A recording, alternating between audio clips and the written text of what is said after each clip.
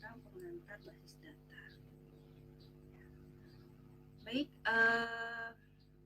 basis data menyediakan fasilitas atau mempermudah dalam menghasilkan informasi yang digunakan oleh pemakai untuk mendukung pengambilan keputusan. Hal inilah yang menjadikan alasan dari penggunaan teknologi basis data pada saat sekarang, ya, atau dalam ruang lingkup dunia bisnis. Di sini ada 7 contoh penggunaan aplikasi basis data dalam dunia bisnis. Ya, untuk yang pertama, ya, dalam dunia bisnis bank, ya, basis data, ya, data-data atau database atau file yang dapat digunakan, yang biasa digunakan itu untuk pengelolaan data nasabah, akunting, dan semua transaksi perbankan.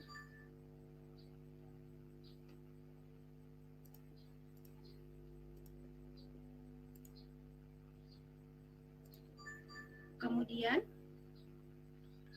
dalam ruang lingkup bandara, ya, bandara yang biasa digunakan basis datanya untuk pengelolaan data reservasi serta penjadwalan, ya, penjadwalan pemberangkatan pesawatnya. Kemudian dalam ruang lingkup universitas, ya, dalam ruang lingkup universitas banyak ya yang diolah datanya.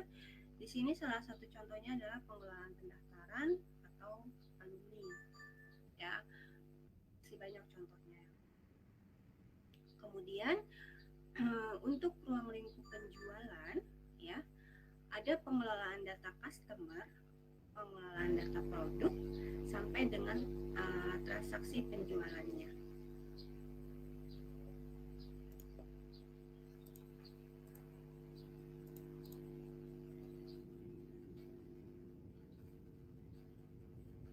Ya.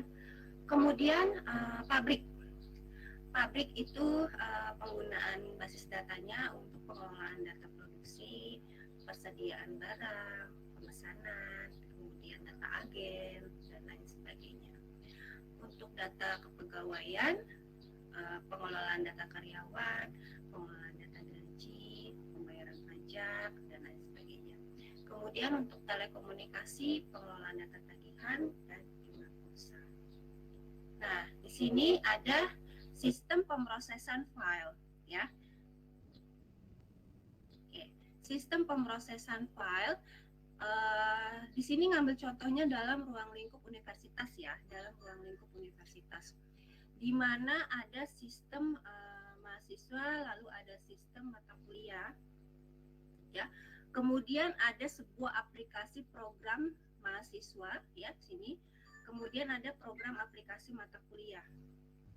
Nah, setelah itu juga ada file data mahasiswa dan file mata kuliah. Jadi sistem terkoneksi dengan sebuah aplikasi, di mana aplikasi tersebut dapat membuat, di mana isinya adalah file-file data mahasiswa, ya, dari mulai nama, NPM, tempat tanggal lahir, alamat, ya, seperti itu. Kemudian begitupun dengan yang kedua, ya, ada file mata kuliah, kode mata kuliah, nama mata kuliah, SKS, ya, di mana dibuat dalam sebuah program mata kuliah yang masuk ke dalam sistem mata kuliah ini, gitu ya. Nah, di sini sistem pemrosesan file untuk suatu universitas. Di sini keterangannya, file mahasiswa itu, ya, dari mahasiswa, NPM, nama, alamat, tanggal lahir. Kemudian juga ada file mata kuliah yang diambil nanti, kode mata kuliah, nama mata kuliah, kemudian SKS. Kemudian ada file mata kuliah sama datanya, ada kode mata kuliah, nama mata kuliahnya, kemudian ada SKS. Nah, ini adalah sistem sebelumnya, ya, sebelum ada proses penggunaan database management system. Jadi sebelumnya sistem yang digunakan untuk mengatasi semua permasalahan bisnis menggunakan pengolahan data secara tradisional dengan cara menyimpan record-record pada file-file yang terpisah. Jadi disimpan dalam file-file yang terpisah, yang disebut juga sistem pemrosesan file, di mana masing-masing file diperuntukkan hanya untuk satu program aplikasi saja.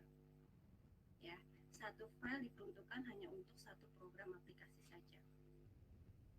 Nah, dari gambar pertama mengenai suatu universitas yang mempunyai dua sistem, yakni sistem yang memproses data mahasiswa dan sistem yang mengolah data mata kuliah. Jadi ada dua sistem yang mengelola data mahasiswa dan sistem yang mengelola data mata kuliah ini, gitu ya.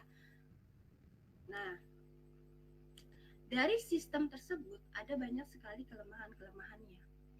Yang pertama, adanya redundancy data, ya, redundancy data, timbulnya data rangkap dan datanya tidak konsisten. Kenapa? Karena file-file dan program aplikasi disusun oleh programmer yang berbeda. Sejumlah informasi mungkin memiliki duplikasi dalam beberapa file. Sebagai contoh, nama mata kuliah dan SKS dari mahasiswa dapat muncul pada suatu file memiliki record-record mahasiswa dan juga pada suatu file yang terdiri dari record-record mata kuliah. Nih, datanya rangkap. Ya. Di file mahasiswa untuk mata kuliah yang diambil mahasiswa tersebut ada. Kemudian di file mata kuliah, nama mata kuliah atau data mata kuliah itu pun ada. Jadi datanya double, ya, kerangkapan data. Nah, kerangkapan data seperti ini dapat menyebabkan pemborosan tempat penyimpanan dan biaya akses yang bertambah. Ya. Di samping itu dapat terjadi inkonsistensi data, misalnya apabila terjadi perubahan data, ya.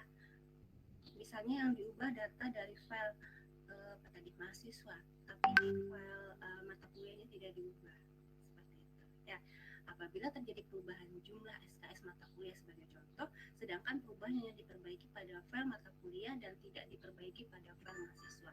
Hal ini dapat terjadinya kesalahan dalam laporan nilai mahasiswa, gitu, karena datanya tidak konsisten, gitu ya, seperti itu. Kemudian yang kedua, kesukaran dalam mengakses data. Munculnya permintaan baru yang tidak diantisipasi sewaktu membuat program aplikasi, sehingga tidak memungkinkan untuk pengambilan data. Jadi misalnya datanya ada penambahan field, ada penambahan data dalam satu file. Misalnya, data mahasiswa itu belum ditambahkan field agama, ya, belum ada data agama di mahasiswa tersebut, maka harus ada perubahan data di file mahasiswa, ya, gitu. Jadi untuk hal-hal tersebut terjadi kesukaran. Kemudian yang ketiga, data terisolir, karena data tersebar dalam beberapa file dan file-file mungkin dalam format-format yang berbeda, akan sulit menuliskan program aplikasi baru untuk mengambil data yang sesuai. Nah, jadi untuk pembuatan file, misalnya file itu memang dibutuhkan untuk koneksi dengan file-file lainnya, gitu dan sebagainya, itu dibuat dalam satu extension ya. Jadi filenya itu sama.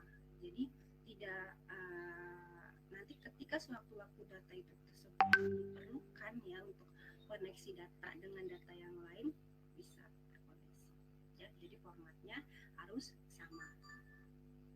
Kemudian yang keempat, masalah pengamanan. Tidak semua pemakai diperbolehkan mengakses seluruh data. Bagian mahasiswa hanya boleh mengakses file mahasiswa. Bagian mata kuliah hanya boleh mengakses file mata kuliah.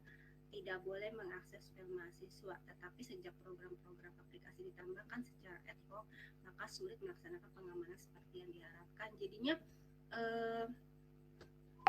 karena ada dua data seperti ini, ya, jadi mahasiswa itu terkadang masih bisa untuk mengakses data mahasiswa, masih bisa mengakses data mata kuliah, ya. Jadi tidak aman datanya seperti ini, gitu. Kemudian data dependence, ya, apabila terjadi perubahan atau kesalahan pada program aplikasi, maka pemakai tidak dapat mengakses data. terjadinya kesalahan, terjadinya perubahan program aplikasi, pemakai tidak dapat mengakses data. Nah, kemudian karena hal-hal tersebut ya, karena terjadinya beberapa kesalahan tersebut, maka dibuatlah sebuah sistem basis data dengan menggunakan database management system. Jadi ada sistem basis datanya, ya. Seiring dengan berjalannya waktu, lambat laun sistem pemrosesan file mulai ditinggalkan karena masih bersifat manual. Yang kemudian dikembangkanlah sistem pemrosesan dengan pendekatan basis data. Tuh ya. Nih, jadi ketika sistem itu sudah diubah, maka ada database management system ya, yang kemudian disimpan dalam satu database. Ya, dalam satu database. Jadi dalam sebuah sistem ya, dalam sebuah sistem, misalnya sistem universitas seperti ini ya, basis datanya satu, tapi filenya banyak dan saling terkoneksi. Basis datanya satu, disimpan dalam satu DBMS, database management system. Nah, di sini kan sudah dibuat normalisasi ya, jadi tidak ada inkonsistensi data, juga tidak ada redundance data, sehingga file yang dibentuk itu tetap dua, file mahasiswa dengan file mata kuliah, tapi tidak ada kerangkapan data di sini. Contohnya nih, ada file mahasiswa, datanya NPM, nama, alamat, tanggal lahir, ya, dengan primary key-nya adalah NPM, kode unik primary key, ya. Kalian punya primary key NPM, saya pun juga punya primary key kode dosen, gitu. Terus mata kuliah pun punya primary key, yaitu kode mata kuliah, ya, yang AK 01 sekian-sekian, IT 01 sekian-sekian. Nah, seperti itu ya, kode mata kuliah yang ada di KRS itu. Semuanya pasti beda dengan mata kuliah satu dengan mata kuliah lain. Kemudian Bu, itu kan mata kuliahnya kan ada di fakultas lain, itu kodenya juga sudah beda karena supaya membedakan. Kalau itu adalah mata kuliah misalnya di TI algoritma pemrograman 2B, di SI misalnya ada algoritma pemrograman 2B, kodenya beda. Seperti itu ya. Jadi kode mata kuliah unik. Nah, pada gambar 2 ya, pada sistem ini record data tersimpan pada satu tempat, yakni basis data, dan di antara program aplikasi maupun pemakai terdapat database management system. Ya, database management system. Ya, software apa yang digunakan? Nah, konsep dasar basis data yang pertama, data. Data adalah representasi fakta dunia nyata yang mewakili suatu objek. Ya, seperti manusia. Manusia itu contohnya pegawai, mahasiswa, pembeli, gitu ya. Kemudian barang, hewan, peristiwa, konsep, keadaan, dan sebagainya yang direkam dalam bentuk angka, huruf, simbol, teks, gambar, bunyi, atau kombinasinya. Jadi data adalah representasi fakta dunia nyata yang mewakili suatu objek. Itu data. Kemudian basis data, sekumpulan data-data yang terintegrasi, yang diorganisasikan untuk memenuhi kebutuhan para pemakai di dalam suatu objek atau database, ya. Jadi semua data-data ya sudah terintegrasi, kemudian diorganisasikan untuk memenuhi kebutuhan pemakai. Nah, kemudian di sini ada DBMS atau Database Management System, adalah perangkat lunak yang menangani semua pengaksesan ke basis data. Contohnya banyak sekali.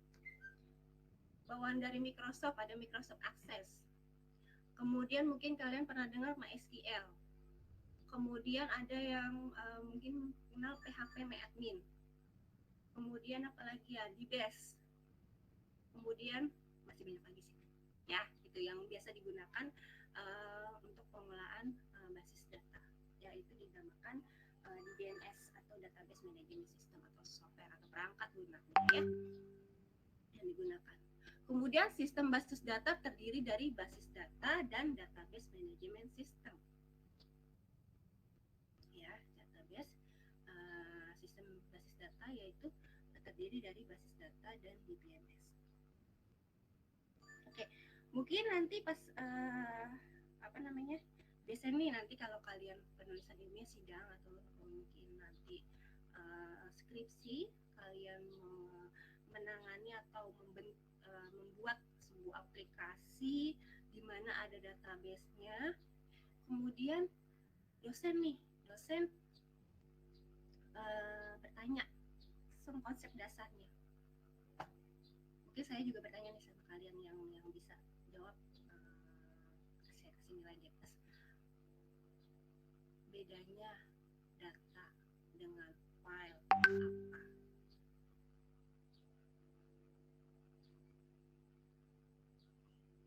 Soalnya kenapa saya nanya seperti ini, mahasiswa masih suka salah. Pengertian data apa, pengertian file itu apa? Yang terbentuk duluan, data atau file? Data. Yes. Oke, yes. Jawab. Yes. Gimana yes? Kalau data itu file itu kumpulan dari data, Bu. Jadi data duluan yang terbukti daripada file, Bu. Betul sekali ya. Jadi itu sebenarnya pertanyaannya agak menjebak, cuma banyak mahasiswa yang masih bingung. Jadi saya sering ini ya menguji PI mahasiswa tersebut. Saya cerita ya, mahasiswa tersebut itu dia membuat aplikasi penjualan lah, pokoknya ada database-nya. Kemudian saya tanya, oke, ada database, pasti ada data, ada file, ada sistem basis data, ada database-nya, ada di BMS-nya. Pertanyaan saya, data sama file itu sama atau tidak? Kalau beda, kalau tidak, pasti beda ya. Jawabannya apa? Kenapa bisa membedakan? Terus yang terbentuk duluan apa? Jadi ada yang jawab gini, data itu adalah kumpulan dari file-file. Mungkin dia pikir gini, data itu dikumpulkan, dia cari kan dari file-file yang lain gitu. Mungkin konsep pemikirannya seperti itu. Salah, jawaban dia yang benar. Jadi data itu adalah kumpulan objek-objek ya, masih belum diolah. Sedangkan file itu adalah kumpulan data-data. Ya, kumpulan data yang ya. Seperti ini. Nah, kemudian basis data adalah sekumpulan data-data atau file-file yang saling terintegrasi. Begitu.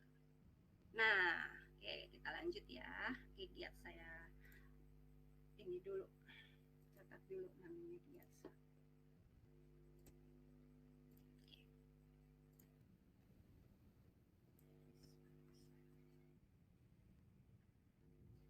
Oke, kita lanjut.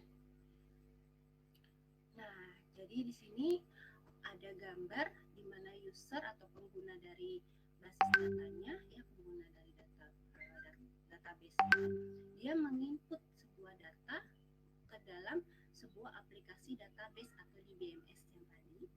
Kemudian masuklah ke dalam software database-nya itu ya, itu data-datanya semua.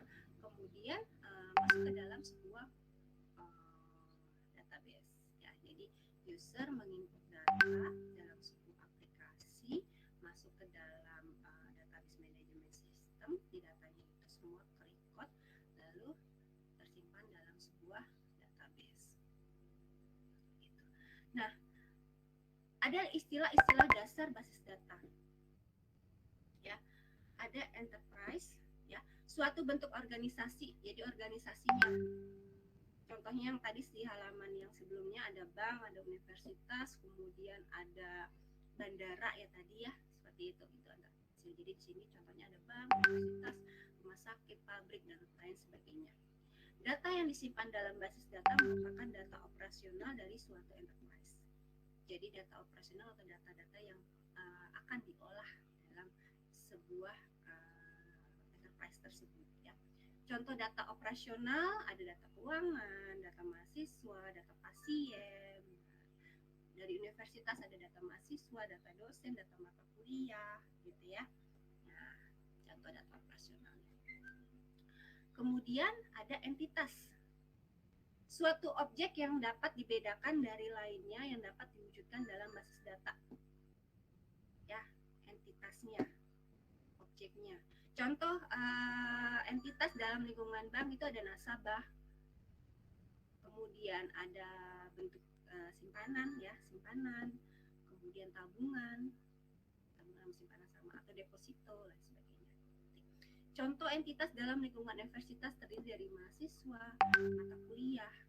Nah, kumpulan dari entitas disebut himpunan entitas. Contohnya semua nasabah atau semua mahasiswa. Jadi kumpulan-kumpulannya. Kemudian dari entitas itu ada atributnya atau elemen-elemen datanya. Nih, karakteristik dari suatu entitas atau atribut ya. Pengertiannya adalah karakteristik dari suatu entitas. Ya, contohnya dari entitas mahasiswa. Dari entitas mahasiswa atributnya ada NPM, nama, alamat, tanggal lahir. Ya. Kemudian isi data. Isi datanya dari atribut tersebut. Isi data atau informasi yang tercakup dalam setiap elemen data. Ya, contohnya di situ adalah dari atribut nama mahasiswa, ya, yang berisi nilai datanya itu Diana, Sulaiman, Lina. Nah, ya. Jadi enterprise itu adalah peluang besarnya ya, seperti universitas, rumah sakit gitu ya. Kemudian ada entitas itu objeknya yang mau dibentuk misalnya dari universitas ada mahasiswa, ada mata kuliah, ada dosen. Kemudian atribut misalnya dari entitas mahasiswa ada nama, NPM, nama, alamat, tanggal lahir. Kemudian isi datanya atau data value dari atributnya, misalnya atribut nama mahasiswa itu ada Diana, Sulaiman, Lina, dan sebagainya. Kunci elemen data atau key data elemen, tanda pengenal yang secara unik mengidentifikasikan entitas dari suatu kumpulan entitas. Kemudian contoh entitas mahasiswa yang mempunyai atribut-atribut NPM, nama, alamat, tanggal lahir menggunakan kunci elemen data NPM atau primary key-nya. Ya, dari mahasiswa itu adalah ada atribut-atributnya itu adalah NPM, nama, alamat, tanggal lahir. Primary key-nya apa? Yang unik itu apa? Yang membedakan. Nama dari nama satu mahasiswa, nama mahasiswa lain mungkin ada yang sama. Mungkin dalam satu kelas ini namanya ada yang sama. Nah, itu bukan primary key. Kemudian alamat. Ya, alamat bukan primary key. Mungkin dia ada tinggal satu rumah gitu ya. Bukan primary key. Ternyata dalam universitas itu ada kakak beradik. Nah, itu kan pasti alamatnya sama. Itu bukan primary key. Kemudian tanggal lahir dari satu mahasiswa dengan mahasiswa lain kemungkinan ada yang sama tanggal lahirnya. Gitu. Itu bukan primary key. Nah, yang membedakan adalah NPM. Setiap mahasiswa memiliki NPM yang berbeda. Gitu. Nah, jadi kita harus tahu nih dari entitas itu sudah ada atribut-atributnya, kita harus menentukan primary key-nya apa. Nah, primary key itu nanti fungsinya untuk mengoneksi dengan file lainnya yang nantinya jadi line key, jadi sebagai penghubungnya atau koneksinya. Misalnya ada di SKRS ya, ada data mahasiswa, ada data mata kuliah, kemudian ada entitas KRS juga gitu. Dari mahasiswa itu uniknya adalah NPM. Data mata kuliah dari entitas mata kuliah uniknya adalah kode mata kuliah. KRS mungkin nanti ada kodenya sendiri yang mungkin nomor cetaknya lain sebagainya gitu ya. Nah, kemudian untuk menghubungkannya dengan menggunakan apa? Dengan menggunakan primary key dari NPM masuk ke dalam KRS menjadi foreign key, kemudian kode mata kuliah primary key dari entitas mata kuliah masuk ke KRS menjadi foreign key-nya, jadi penghubungnya gitu. Jadi bisa ketahuan nih KRS dengan kode sekian itu adalah milik si NPM sekian dan dia mengambil mata kuliah yang ada dalam file ada dalam entitas mata kuliah tersebut gitu. Jadi fungsi dari primary key adalah seperti itu. Jadi nanti nanti dia akan digunakan sebagai penghubung dengan file lainnya sebagai foreign key gitu ya. Record data, kumpulan isi data yang saling berhubungan ya. Kumpulan atribut NPM, nama, alamat, tanggal lahir dari entitas mahasiswa berisikan ada NPM sekian 10 200 123 dengan nama Sulaiman, alamatnya Jalan Sirsak 28 Jakarta, tanggal lahirnya 8 Maret 1983. Ini adalah record data. Nah, keuntungan dari sistem basis data tersebut. Yang pertama, terkontrolnya kerangkapan data. Dalam basis data hanya menyantumkan satu kali saja field yang sama yang dapat dipakai oleh semua aplikasi yang memerlukannya. Ya. Jadi tadi ada entitas mahasiswa, ya. Field-fieldnya itu NPM, nama, alamat, tanggal lahir, nah itu. Kemudian ada mata kuliah, pada mata kuliah, nama mata kuliah, SKS-nya berapa, gitu ya. Sedangkan yang sebelumnya itu data file mahasiswanya ada, data mahasiswanya ada, data mata kuliahnya ada. Ya, jadi seperti itu ya. Jadi pengguna sistem basis data terkontrolnya kerangkapan data. Kemudian yang kedua, terpeliharanya keselarasan atau konsistensian data ya. Apabila ada perubahan data pada aplikasi yang berbeda, maka secara otomatis perubahan itu berlaku untuk keseluruhan. Ya, karena sudah terkoneksi, misalnya tadi perubahan pembuatan KRS. Oh, ternyata mahasiswa tersebut mengambil satu lagi mata kuliah atau dia menghapus mata kuliah. Nah, pasti nanti ketika itu dihapus, maka semua record KRS-nya pun akan berubah gitu ya. Terpeliharanya keselarasan atau konsistensian data. Data dapat dipakai secara bersamaan. Data dapat dipakai secara bersama-sama oleh beberapa program aplikasi secara batch maupun online pada saat bersamaan. Ya, seperti itu. Jadi data perubahan, misalnya ada perubahan alamat mahasiswa, ya, alamat mahasiswa di mana data mahasiswa terkoneksi di sistem akademik, terkoneksi dengan apalagi ya yang biasa ada alamat itu ya, student site, kemudian apa lagi? Ya mungkin itu aja dulu ya, sistem akademik dengan student site. Ketika file mahasiswa itu diubah alamatnya, maka di sistem akademik dan di student site itu pun akan berubah karena saling gitu ya. Jadi data dapat dipakai.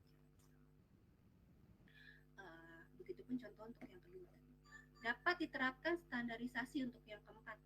Dengan adanya pengontrolan yang terpusat, maka database administration dapat menerapkan standarisasi data yang disimpan sehingga memudahkan pemakai, pengiriman maupun pembukaan data.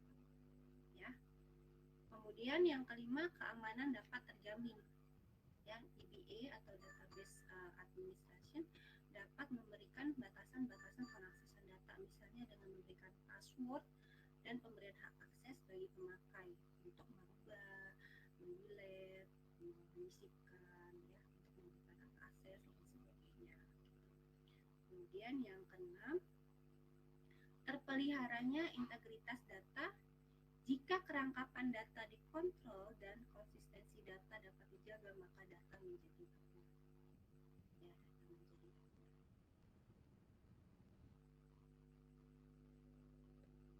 Kemudian yang ketujuh, terpeliharanya keseimbangan atau keselarasan antara kebutuhan data yang berbeda dalam setiap aplikasi. Ya. Struktur basis data diatur sedemikian rupa sehingga dapat melayani pengaksesan data dengan cepat. Misalnya seperti contoh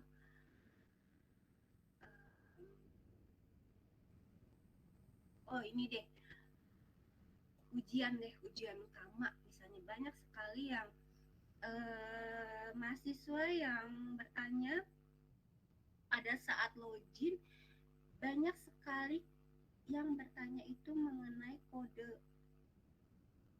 apa ya? Apa sih itu namanya?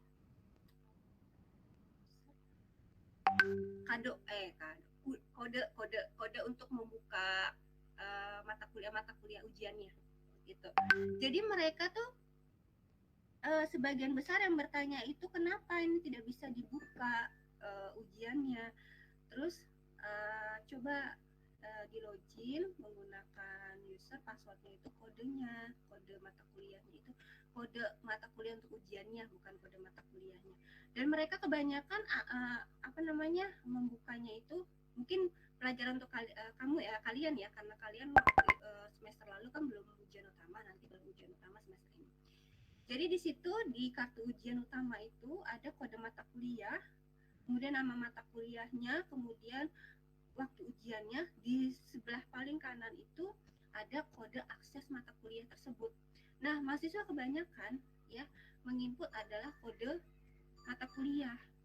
Akhirnya kita minta coba NPM-nya. Ya, kita minta NPM-nya.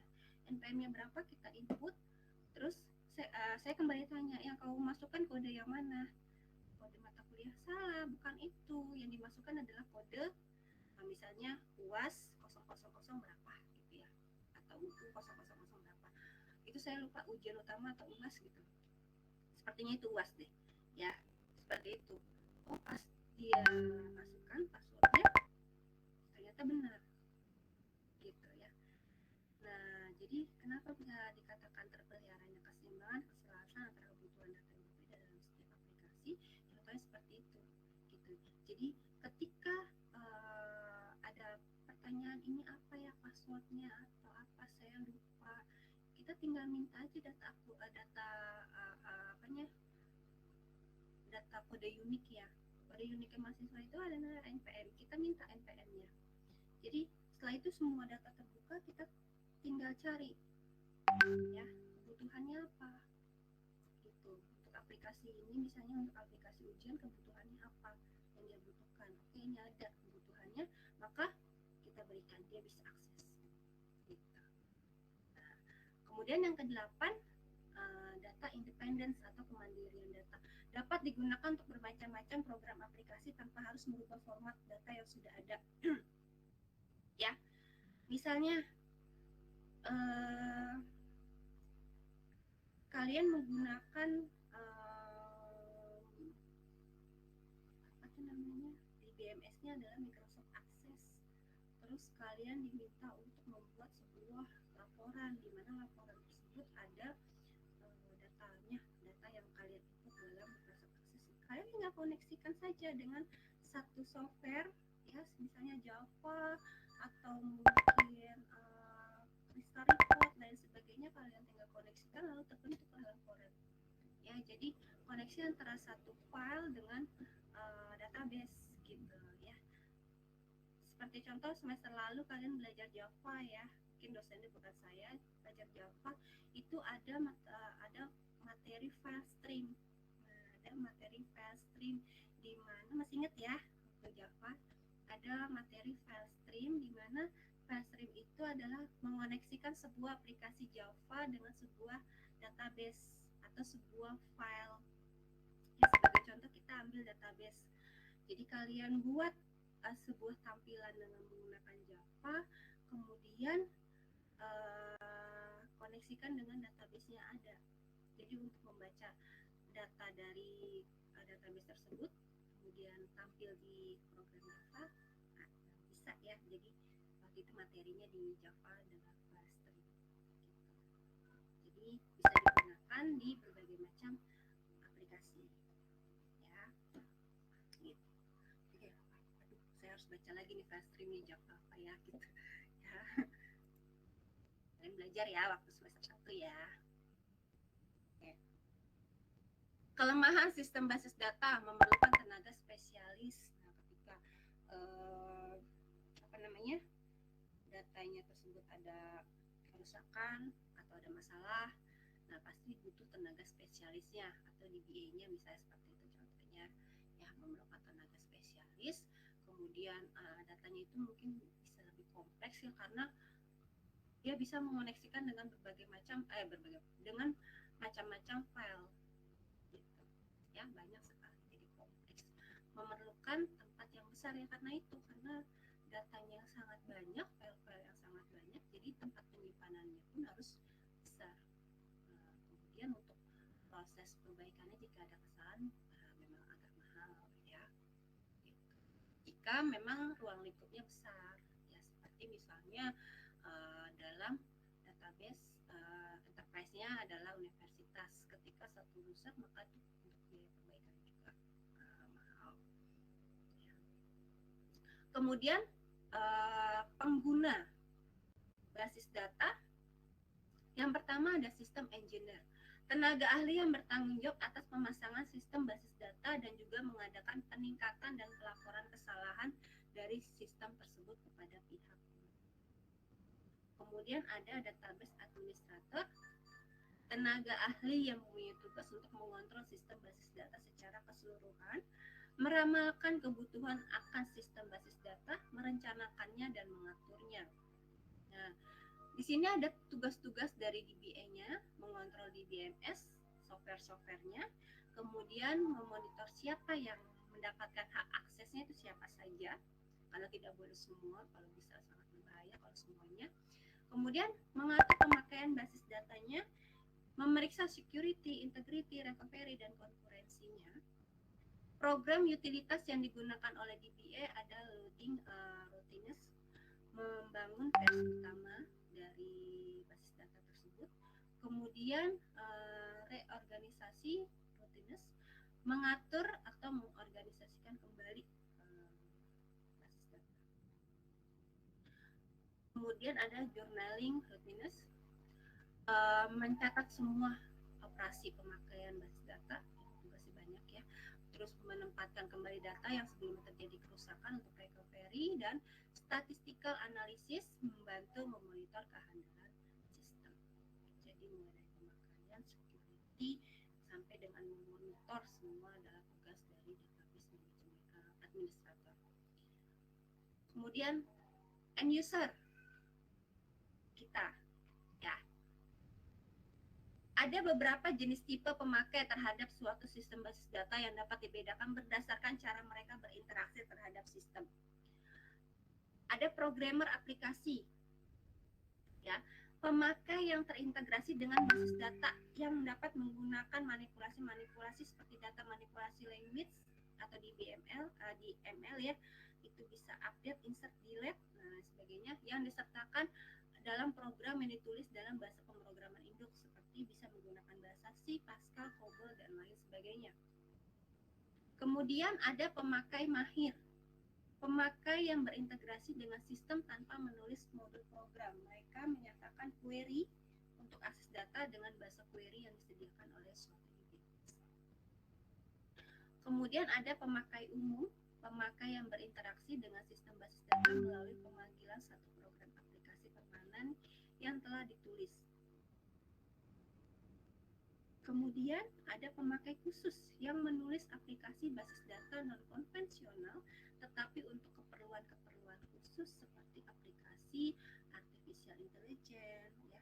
Kemudian ada sistem pakar, ada pengolahan citra dan lain sebagainya yang bisa saja mengakses basis data dengan atau tanpa DBMS yang bersangkutan.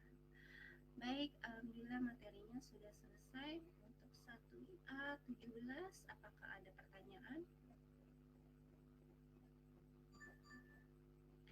Oke, jadi di sini yang dibahas adalah basis data mulai dari pengertiannya sampai dengan contoh penggunaannya. Jadi di sini dicontohkan adalah dalam ruang lingkup universitas. Ya, jadi gambarannya kalian sudah dapat bayangan. Oke, untuk misalnya contoh pengisian KRS, di situ saya menginput NPM, tanggal lahir, nomor handphone, agama kalau nggak salah yang diinput ya di student site gitu ya. Itu kan adalah field-field dari atribut-atribut dari entitas mahasiswa. Kemudian ketika masuk ke menu KRS, di situ ada kode mata kuliah, ada nama mata kuliahnya, itu masuk ada data NPM, kemudian nama, kelas, terus dan data-data mata kuliah yang diambil. Ya saya ngebayangin KRS-nya ya, seperti itu. Kemudian mungkin ada nomor cetaknya, ya di situ. Nah itu adalah kode untuk KRS-nya. Jadi primary key dari NPM menjadi foreign key di KRS, primary key dari kode mata kuliah pun menjadi foreign key di KRS, sedangkan KRS primary key-nya adalah kode cetaknya, ya, gitu. Ya seperti itu. Jadi saling terintegrasi. Baik, untuk 1IA17 apakah ada pertanyaan atau tidak?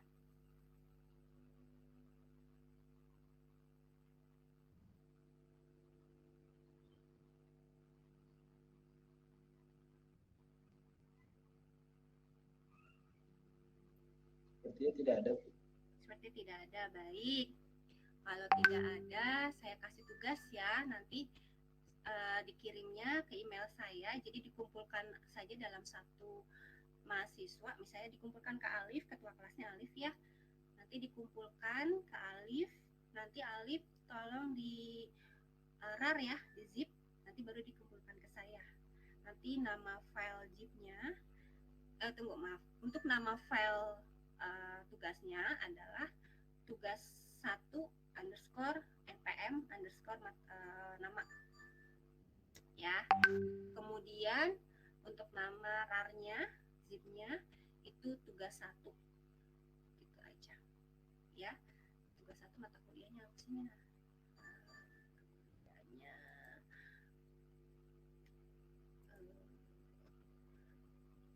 konsep teknologi informasi ya. Tugas 1 konsep teknologi informasi gitu ya. Nah tugasnya apa ya?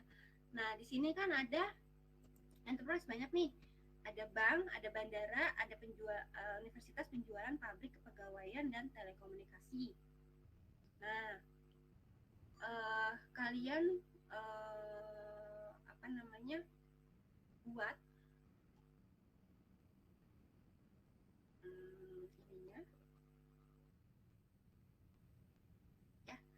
istilah-istilah dasar basis data dari enterprise, entitas, atribut, nilai, kunci elemen data, dan record datanya ya. Untuk NPM ganjil yang belakangnya ganjil 13579 ya adalah bank ya. Untuk NPM genap 02468 ya itu bandara ya. Jadi NPM ganjil 13579 ya dari bank itu ya, dari istilah-istilah dasar basis data, enterprise-nya apa, entitasnya apa saja yang terbentuk, atribut apa saja dari masing-masing entitas ya. Misalnya entitasnya ternyata kamu bentuk ada 3, berarti atributnya nanti dari masing-masing entitas ya. Kemudian isi data value dari masing-masing atribut tersebut, kemudian kunci elemen datanya dari entitas tersebut, kunci elemennya apa, terus record datanya juga dibuat. Nah, diketik dalam satu file Word, nanti dikumpulkan ke Alif ya, baru Alif akan zip lalu kirim ke email saya ya gitu. Untuk yang NPM genapnya bandara ya sama tadi. Nah untuk materi ini sudah ada di staff set saya gitu ya. Saya tunggu sampai besok ya, saya kasih waktu 1 hari, saya tunggu sampai besok jam 12 siang ke email saya, email staff Tripedia@staff.gunadarma.ac.id. Baik, ada pertanyaan untuk tugasnya? Ya, Alif? Izin bertanya, Bu. Ya. Berarti ini kita masing-masing yang mempunyai absen NPM ya, Bu. NPM ganjil. Baik, berarti misalnya yang NPM ganjil itu dapat ininya bank ya, Bu? Iya, betul. Nah, nanti kita untuk entitas gitu kita sebutin ada apa aja entitas yang ada di bank, terus recordnya apa aja gitu ya Bu? Betul sekali. Oke. Ya, jadi dari istilah basis data ini ya, mana nih? Nah, yang ini. Di enterprise, entitas, kemudian atribut, nilai data atau data value-nya, kuncinya, elemennya, kemudian sampai record datanya. Ya. Jadi misalnya dari bank kamu menyebutkan misalnya entitasnya ada 3. Nah, berarti atributnya disebutkan dari masing-masing entitas tersebut. Ya, kalau ini kan contohnya ada entitasnya ada 2, tapi di sini entitasnya hanya 1 yang disebutkan untuk atributnya, nanti ditambahkan entitas satunya lagi. Gitu ya. Jadi semuanya disebutkan. Gitu.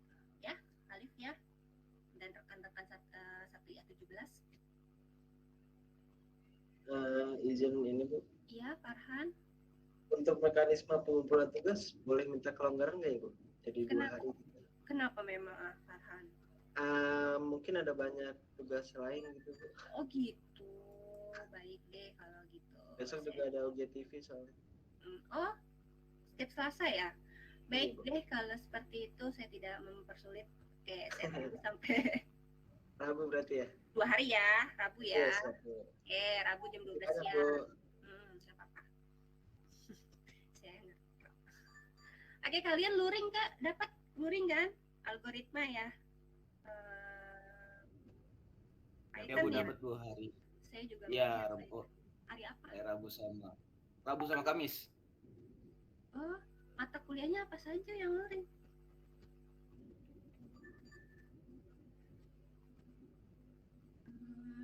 Oke. Saya kebetulan ngajar algoritma pemrograman 2B Python, jadi saya nanti akan ke kampus juga sih hari Kamis. Belum tahu nanti kayak gimana situasinya. Kayaknya lihat status teman-temanku kayaknya agak ribet ya, agak bingung. Jadi mungkin saya nanti banyak bertanya juga nanti di status. Oke, ya semoga kalian sehat, bisa ketemu ya sama dosennya ya. Dapat izin semua kan? Atau ada yang nggak dapat? Yang diizinkan banyak atau tidak? Alhamdulillah diizinkan Bu. Alhamdulillah ikut Bu. Ya, biar tahu ya situasinya. Gitu. Baik, ada pertanyaan lain? Saya stop screen dulu. Ada pertanyaan lain atau tidak? 1IA 17. Baik, hari ini hadir semua ya. Bu, suratnya terakhir dikumpulkan kapan ya? Surat apa? Oh, suratnya itu saya informasi yang saya terima itu tanggal 12 Maret, hari Sabtu ya, minggu lalu. Maaf Ibu, mungkin bisa saya bantu jawabnya Bu. Soalnya saya dapat dari Bu Hunaningsih. Kemarin ada yang bertanya di forum, katanya kata Bu Hurna itu nggak terpaku dengan 12 Maret tersebut Bu. Jadi kalau misalnya kalian mau masuk, sebelum masuknya harus di-upload gitu. Oh gitu, begitu. Oke, ada perubahan ya ternyata ya. Karena betul Ibu. Iya, karena banyak mahasiswa itu ternyata belum dapat izin. Sudah dapat izin, tentunya nggak diperbolehkan. Dia sudah upload surat. Banyak sekali pertanyaan. Oke, akhirnya kita jawab, ya udah